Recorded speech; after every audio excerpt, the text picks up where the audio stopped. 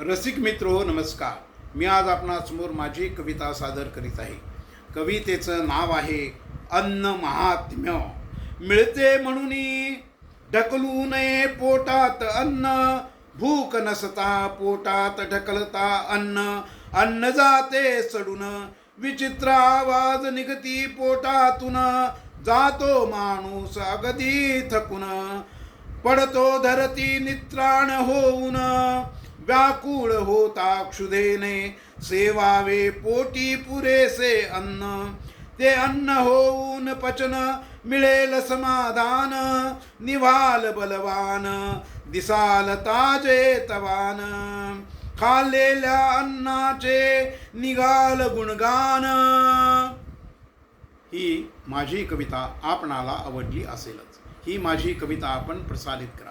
त्याचप्रमाणे माझं चॅनल अद्याप सबस्क्राईब केलं नसेल तर ते आपण सबस्क्राईब करावं ही विनंती. आपला सदैव कृपाभिलाषी सुनील जोशी.